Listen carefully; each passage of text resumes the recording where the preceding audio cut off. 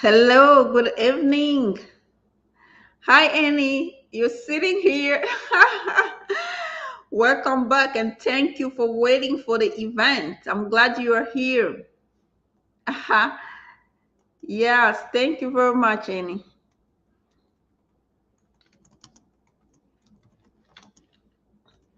So, we are here to report great news and let me know. We already have Annie here waiting for the great news. Yes, we are here to talk about the great news. Let me know if you're here already. Let me know in the comment.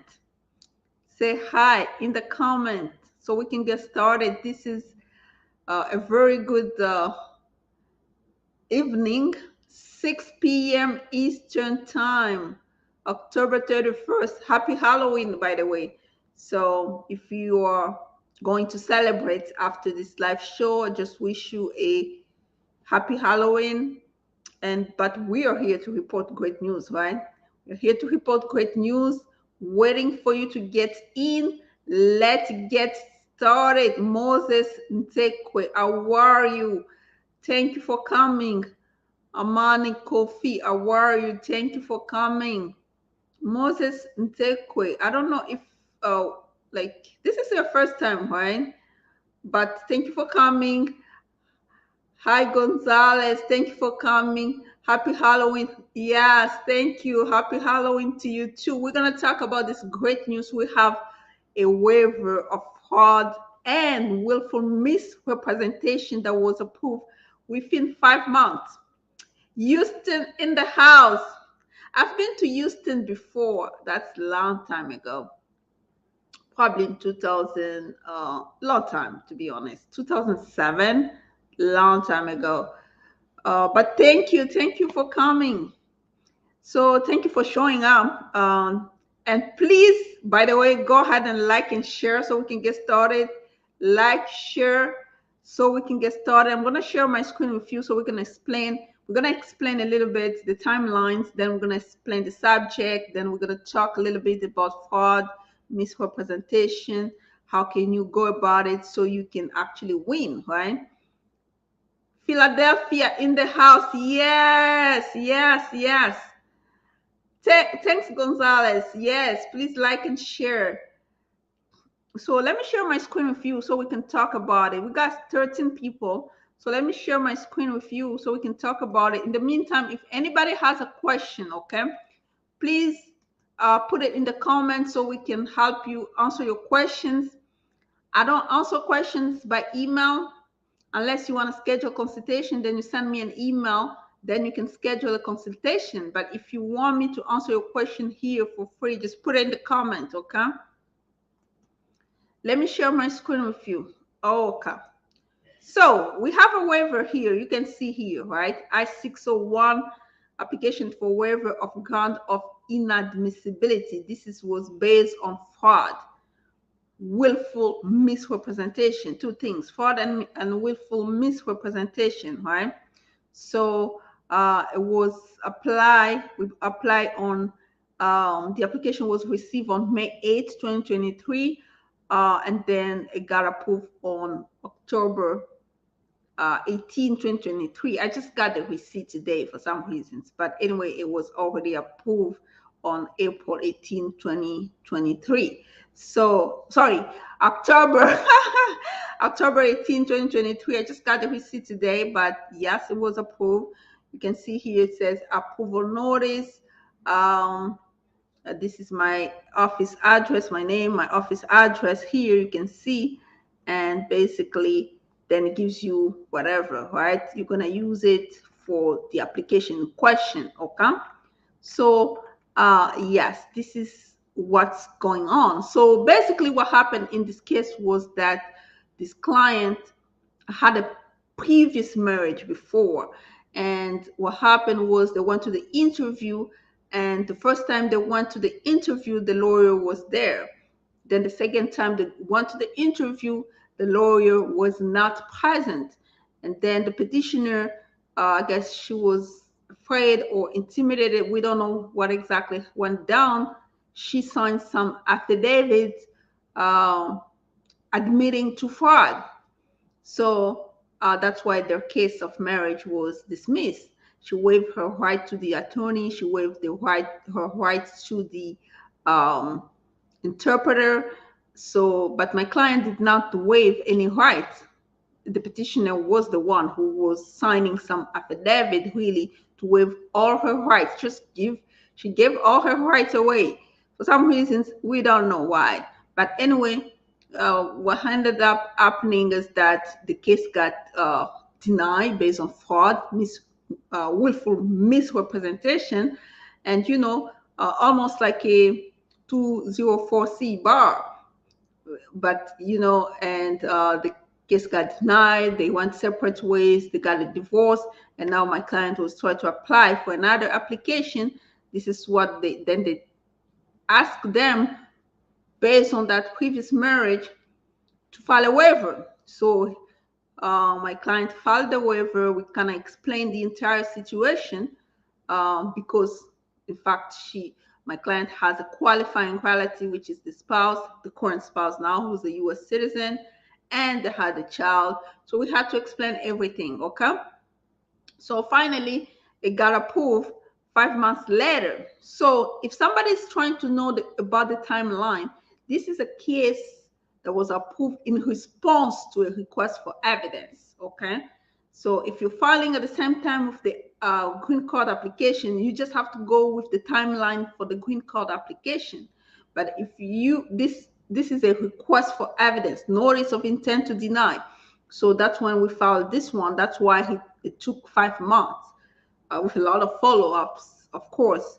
Yeah, so that's the difference, right? Because somebody was gonna see that and say, "Oh, my case has been pending." Well, if your case has been pending for too long, probably because you filed that. Sorry, you filed together with the application in question, let's say TPS or a green card application. Okay. So that's really what happened. And then I'm gonna share my screen here and talk a little bit about fraud or willful misrepresentation. I know we talked about it a lot. We've talked about it before, but the thing is, if you want to apply for a waiver for fraud or misrepresentation, you have to have a qualifying relative. It's either a spouse or a parent, lawful permanent resident or U.S. citizen, parent or spouse. That's it. No child involved in this. So if you don't have that type of qualifying relative, then you have to try to defend yourself in terms of telling them whether the misrepresentation question is material or not, right? And if they're talking about fraud, then you have to defend yourself and say, well, maybe it's not fraud because the intent to defraud was missing. So, but in order for a waiver to really work, first of all, you have to meet statutory requirement, meaning qualifying relative has to be there. Then you show extreme hardship on the qualifying relative in question, okay? So all the elements necessary for finding of inadmissibility based on willful misrepresentation are also needed for finding of inadmissibility based on fraud, okay? So basically, a person who's inadmissible for fraud is always inadmissible for willful misrepresentation, but not the other way around, okay? So for willful misrepresentation to be there, those are the elements, right? The person procured or sought to procure a benefit. The person was seeking a benefit under U.S. immigration law. The person made a false representation, and then it was willfully made, and it was material, okay? And the false was made to a U.S. office, U.S. Government official or consular officer, okay? If all those elements are here, then it's willful misrepresentation, but you can waive it provided that you have a qualifying relative, spouse or parent, lawful permanent resident or U.S. citizen, and be able to show extreme hardship, okay? But if you don't have that qualifying relative, that's where you can defend here, trying to see whether the representation was not material, right? So, and then we have fraud. It has all those things, including this one, intent, right? Intent to deceive. Okay. If you don't have a qualifying relative, that's when you can try to defend and say that, well, the intent to deceive is missing. If you can convince USCIS or the immigration court or the consular officer that you lack the intent to deceive, then it cannot be fraud, right? Yeah. So, and then probably then you defend that too wasn't material, right? So that's how you get away with it if you don't have a qualifying relative. It's really difficult to defend that, but you know, that's that. So let me stop sharing so we can take some questions here.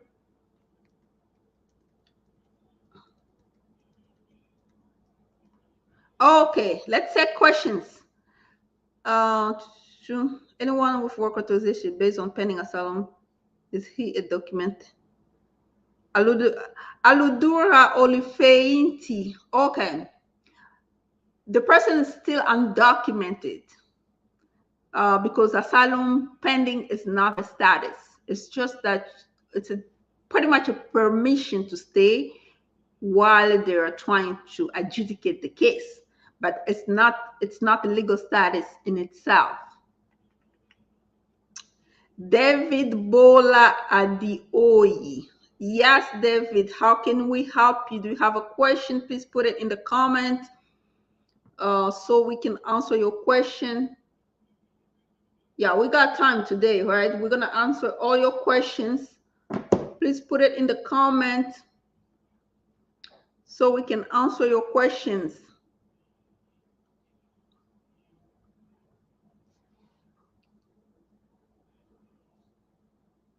Yeah, I'm just waiting for question. Anybody has a question, you can just briefly, like a summary, like, you know, this is what I'm thinking. This is what my problem is.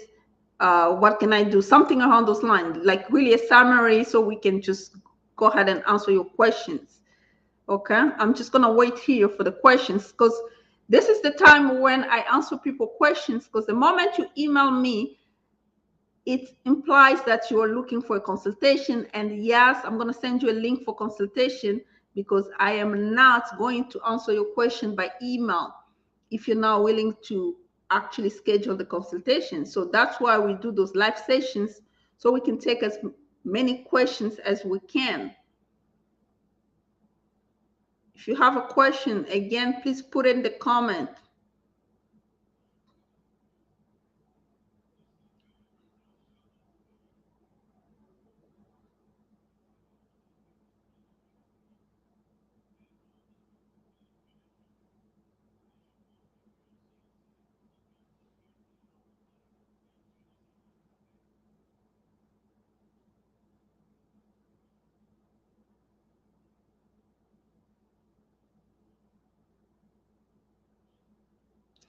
Yes, let's get those questions, okay?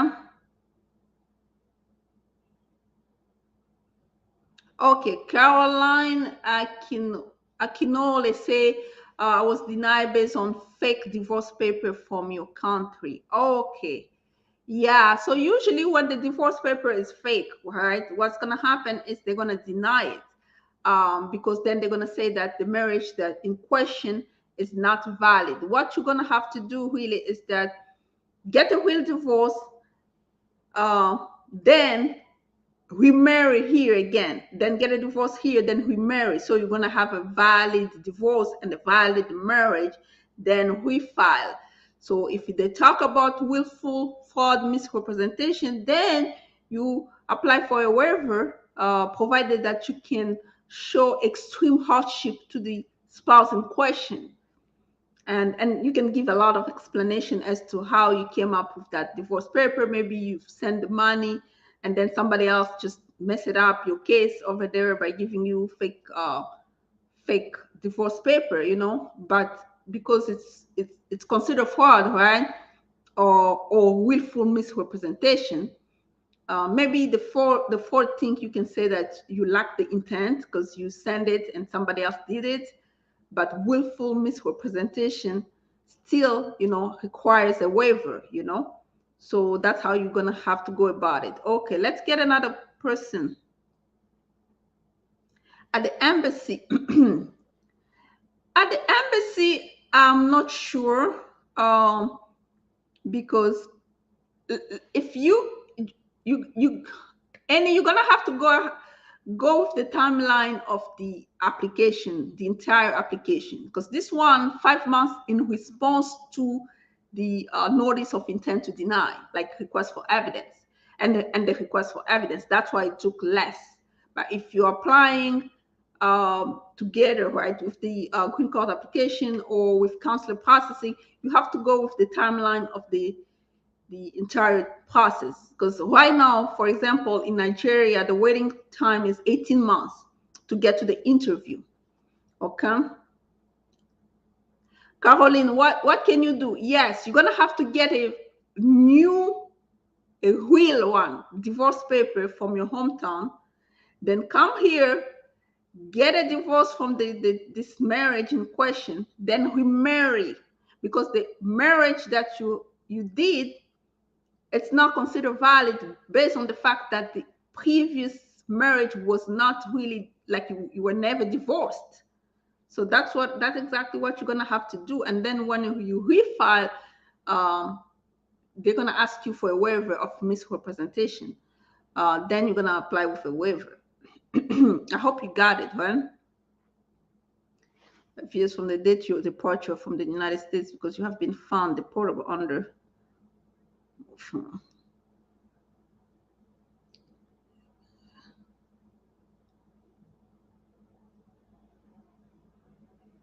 Okay. So if somebody has been deported, right? David Bola, when somebody has been deported, and then you look at the immigration, because usually when the immigration judge orders a person removed, and the person is physically removed, okay, usually they have a 10 years bar. But if you're saying that it says 5 years, then what's going to happen is you wait for the 5 years ban to pass. And once the 5 years ban is passed, you apply again for another type of visa. For example, some people, that's just an example. For example, let's say the person was here married, right? And then they got deported, they lost their residency. What's going to happen is they go back home, they stay there, they wait for the time to pass. Some people wait, some people don't want to wait. But let's go with the person who's waiting, right? The person waits for their time to pass, then ask for the spouse here to file for an immigrant visa. Like they file the I-130, I-130 got approved, it gets transferred to consular processing. Then the person who's outside goes there to get their visa. And sometimes, depending on what is going to be on the file, they will ask for either a waiver, then you apply for a waiver, then you get here. And once you get here, what's going to happen, then you reopen your case and terminate removal proceedings. That's one way to go about it. Another way, some people don't want to wait for the bar. They try to reapply. They ask for permission to reapply, right? Using the form I-212, permission to reapply. Depending on what USCIS is going to say, if they agree, then they give you permission. You reapply for either an immigrant visa or just a regular visa, like let's say a visitor visa. So that's how it's going to go down. But if you're trying to reopen a case, you have to have like some type of reasons as to why are you going to reopen your case.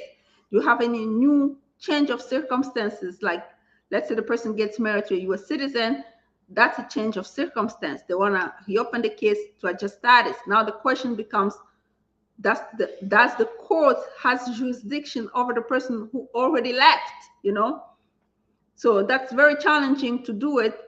But there's only one way to know, right? You try to apply for a visa, then the consulate will tell you exactly what's on your file. If they require a waiver, they will let you know. Usually they will let you know if they require a waiver. And if the 5 years has already passed, then you don't need to ask for permission to reapply for a certain type of visa. So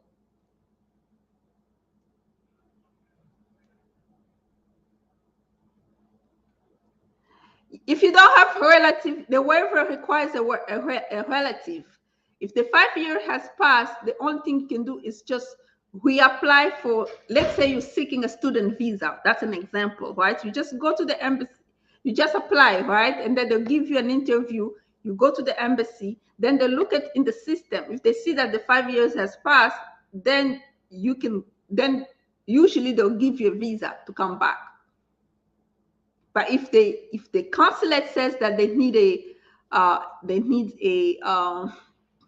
waiver, then you're out of luck if you don't have a qualifying relative.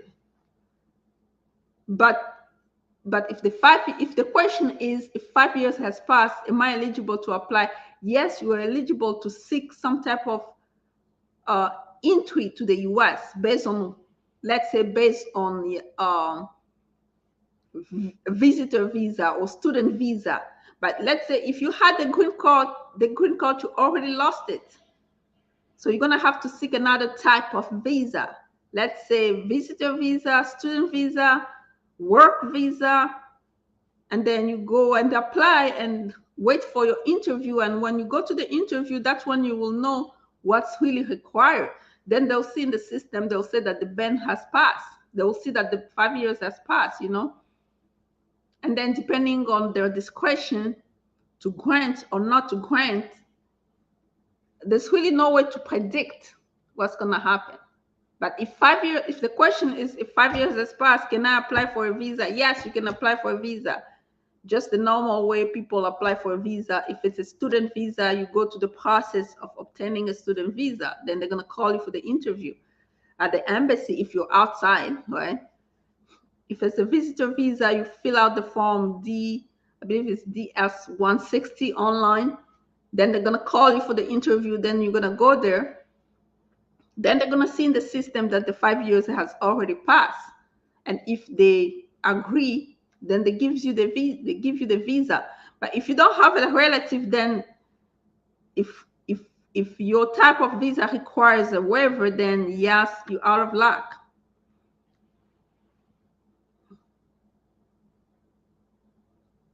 Okay, West official, how the person can know the length of the bar. There's only 3 bars, right? There's the 5 years in terms of removal, okay? West.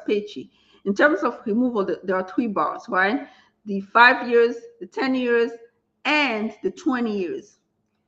If the immigration judge orders somebody removed, it's 10 years. That's the bar, 10 years. But sometimes if it's 5 years, usually 5 years for student violation visa, they will say it in the order of removal, 5 years. But if they don't say it and the immigration judge is the one who ordered that person removed, then the person has 10 years bar. So now if the person wants to come back, depending on the circumstances of the person, whether it's with an immigrant visa or non-immigrant visa, it just depends on the circumstances of the person, right? If the 10 years bar hasn't passed yet, then the person has to seek permission. That's when the person filed the form I-212, right? To seek permission. If USCIS agrees with that, you file it in application, right? If the USCIS agrees, then it gets granted, right? Then the person is going to come back. So if it doesn't get granted, then you try again. But in order to maximize your chances, that's why you give sometimes to actually pass. I suggest people wait at least 2-3 years before trying to attempt to come back. It just shows that time has lapsed, extreme hardship. Now the person has really learned their lessons, rehabilitation has occurred. Now I'm trying to seek permission based on so and so. Then the person, has better chance. Amani Coffee, you skipped my question. What is your question? I don't see your question. Amani Coffee. I have a question here. Amani Coffee, you only say happy Halloween. Thanks. That's it. I don't see any question here.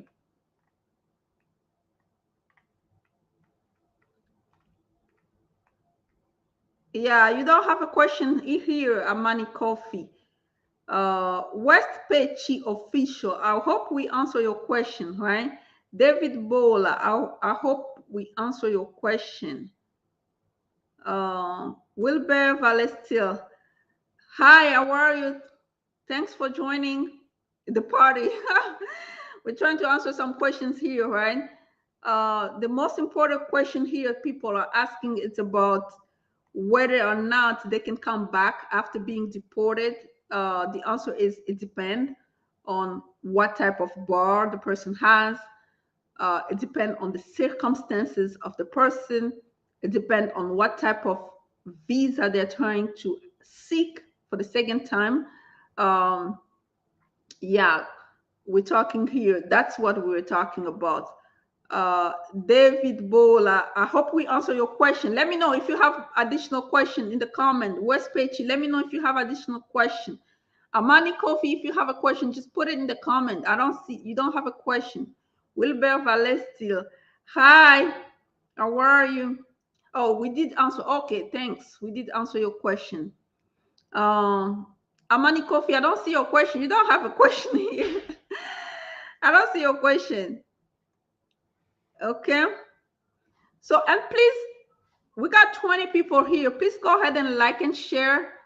Um, please go ahead and like and share.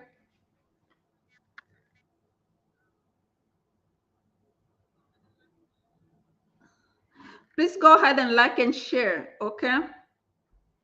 Yeah, I was trying to see if we miss anybody ask question. Yeah, we got 19 people in the house. Please go ahead and like, and please go ahead and share, and let me know in the comment if you want me to answer any additional questions. So let me know in the comment, okay?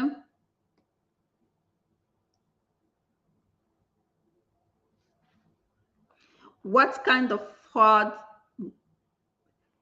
Yeah, this fraud, oh, about this case. So this case really, you can watch from the beginning, but basically this person went to USCIS for a marriage interview, and what happened was the spouse, I guess, you know how you go to the interview for marriage, and then you get separated in two different homes. Then they took the spouse and they asked the spouse a lot of questions, and the spouse was, I guess, afraid or something, and the spouse signed some affidavit talking about that, yes, this marriage is fake, blah blah blah, in the affidavit. And the spouse waived her right to counsel. She waived her right to the interpreter, and then the case got denied. So um, later on, they got a divorce, and then the other spouse went and married somebody else, and now they filed for some other petition.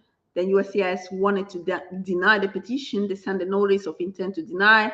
I believe it was request for evidence. They sent it talking about fraud because of the previous marriage. So we had to go back and try to explain to them circumstances. And thank God the person had how do you call it? The person had a qualifying relative, which is the current spouse. So we're able to get it right. You know, those fraud, sometimes it's difficult to get it right, but we did. Okay. This is a great case. How much is consultation? Consultation fee is $175. Let me send you the link. Caroline Akiwole. Let me just send you the link. Okay. I'll be out of office this week, but you can schedule it for next week. Let me just send you the link. You can schedule it for next week, okay? That way you have the time to get the money, okay? This is the link. Yes, so it's 175. 22 people in the house. Please go ahead and like. Please go ahead and share. 22 people in the house. Please go ahead and share and like. Anybody else has a question, leave it in the comments so we can answer your questions. Okay, leave it in the comments so we can answer your questions. We got time. And by the way, I'm gonna be out of office starting tomorrow, from November 1st to November 7th. I'll come back, start back working on November 8th. Because I need a break, right? Yeah, I'm a solo practitioner, so I work a lot, and sometimes, you get overwhelmed with those cases. I need a break, so I'm taking a break. If you need a consultation, it's going to be open next week, okay? But the link is right there. Yes, yes, yes, yes.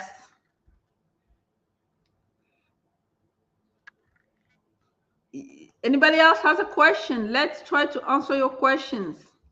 We're trying to answer your questions. Thank you very much. Thank you very much, Anthony Adieyo. Your name is hard. I don't want to mispronounce your name, but thank you very much. We're trying our best. Thank you very much.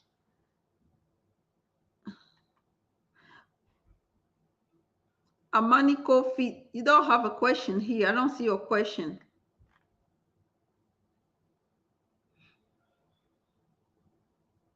Oh, thank you. You're welcome.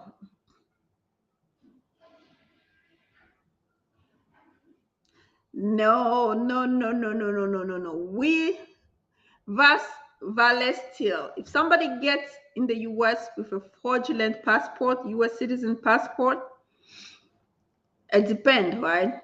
Because now the person is claiming to be a US citizen. Did the person actually apply for asylum? If the person, let's say the person, this is a very complicated Amani, not Amani, Wilbert Valestil. This is complicated because falsely claiming US citizenship, there's no waiver for that. That's just that.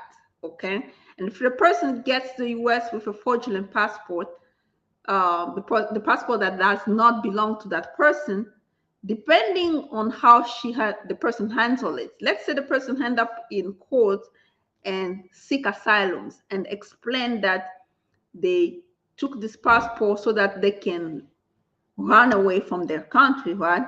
Depending on if the judge agrees with that reasoning, then yes, the person can get the green card based on asylum if asylum is granted. But other than that, I don't see it. To be honest, I don't see it. Asylum office sends you the mail and deny your request for what? Yes, now you can file for a mandamus. Amani Coffee, we already talked about your mandamus lawsuits. I already sent you the links. Now that they deny your expedite, now you have grounds to file for a mandamus lawsuit. Amani Coffee, we already talked about it. Just go ahead and look at my previous email. I already sent you all the link. Now you can file for mandamus lawsuit because they're not gonna do expedite. If you don't want to wait, you can file for a lawsuit now. Now it's the time to file for a lawsuit. Okay.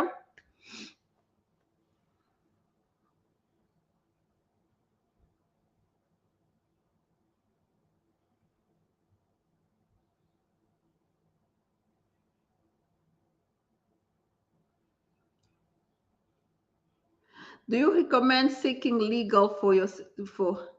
Well, we always recommend a lawyer, right? But we always recommend a lawyer. It doesn't mean like if you do it with a lawyer, it's a guarantee, right? You don't have a qualifying relative. It's already like, um, if the 5 years bar has passed, if you're just seeking a visitor visa, yeah, I think you can do it yourself.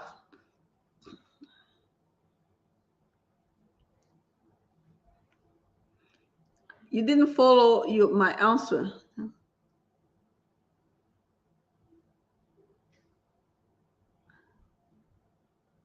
Asylum got denied and placed in removal. How long that bar could be? No, if asylum got denied, you have to appeal it. If the appeal doesn't work, then that's it. There's no waiver for falsely claiming U.S. citizenship. There's no waiver. You cannot waive it. It's like that's it. You're done. So you have to appeal the asylum.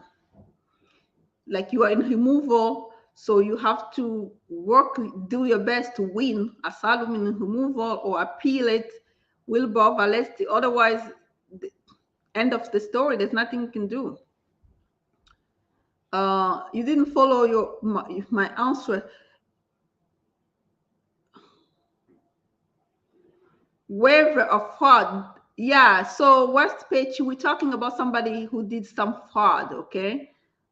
Then they ask for a waiver, and the waiver got approved. So basically, now they can adjust status because the waiver got approved because they had some fraud in their documentation. Fraud.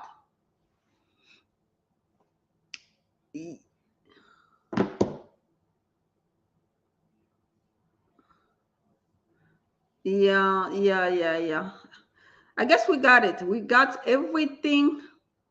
Yeah, Westpatch, you can watch this video from the beginning. You understand the story from this person. Wilbur Valestil, you have to do your best to actually get, you have to do your best, right? To actually win asylum. Because if you don't win asylum, it stays in your system that falsely claiming U.S. citizenship, and that's gonna be like the end of the story. So you have to do your best to win the asylum in court.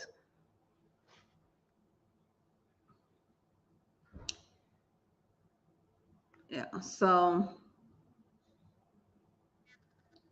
okay, that's it. I guess we got everybody covered. Thank you very much for showing up. We got everybody covered. 37 minutes. If they have a general amnesty, it depends.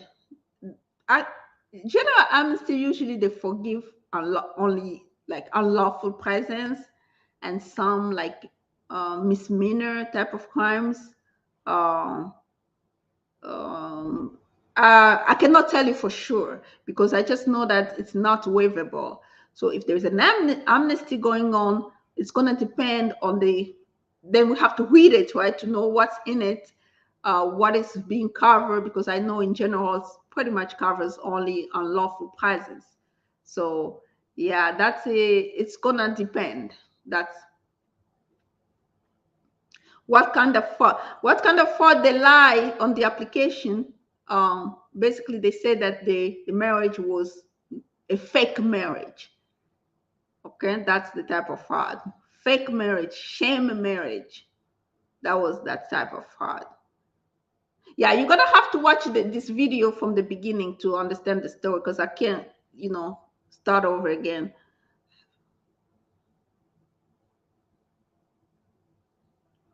I have I-130 approved for my marriage. I remove off deportation. I have MasterCard coming up. Oh. Thanks a lot, Wilbur Valesti. Bella, you have I-130 approved and you have a removal, like you have a master hearing. Oh, merci. Bella, I don't understand your question. Your I-130 was approved. Now you have a master hearing. Yes, what you're gonna do is try to terminate your removal so you can adjust with USCIS. That's the best way to go. Or try to adjust in court. But most of the time, people, what they do, they ask ICE to dismiss the case so they can adjust with USCIS. That's really the best way to go. If that's what you're asking, Bela, because I'm not understanding your question.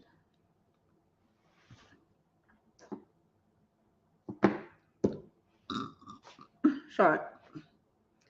I guess that's it. That's it for today. We got it. We got everybody covered. We got everybody covered. You're welcome. You're welcome. Everybody, we got it covered. Oh, yes, that's okay. So, Bella, this is what you're gonna do because you have master hearing coming up. You have I-130. Try this prosecutorial discretion. Try to ask ICE to dismiss your case so you can adjust with USCIS. It's better to do it with USCIS. Merci, merci, de rien. Ça va?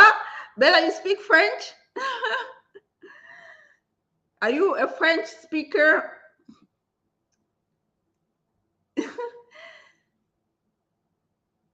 You're welcome. You're welcome. Any have a great weekend. Thank you. Annie, you're so funny. It's only Tuesday. You're already thinking about weekends. We have Wednesday, we have Thursday, Friday. But anyway, I'm gonna have a great weekend.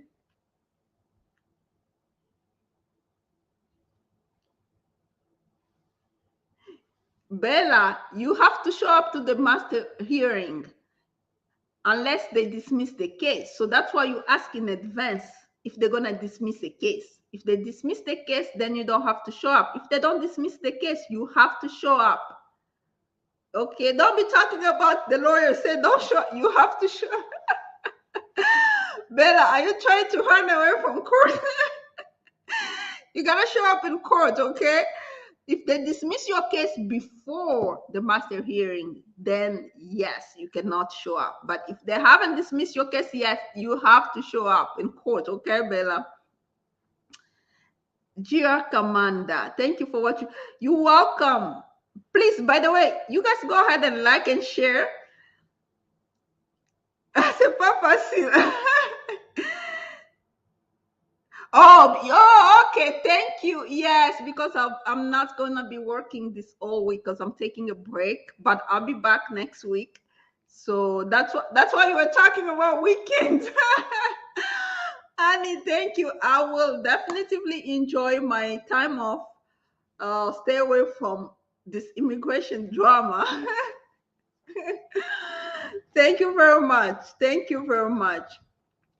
Bella, you better show up in court if your master hearing is still going on. So that's why you ask for dismissal before the court hearing, okay? Oh, ça fait 15 ans. Oui, ça fait longtemps. Hein? Donc, ce que tu vas faire, tu vas demander à ce que le département de, comment on appelle ça, ICE, demander à ce qu'ils puissent fermer ton cas. En ce moment-là, tu vas faire ton ajustement de statut avec USCIS. Donc, c'est ça. Mais s'ils n'acceptent pas, tu dois te présenter au tribunal. Tu peux pas fuir. Bella, Bella, Bella. This is nice. Anyway, thank you very much for showing up. Please, my friend, please go ahead and share. Please go ahead and like. I hope we got everybody covered. I'll see you next week, okay? If you need a consultation, just go ahead and schedule it. Link in the description box. I'll be available next week for consultation. Until next time, bye-bye.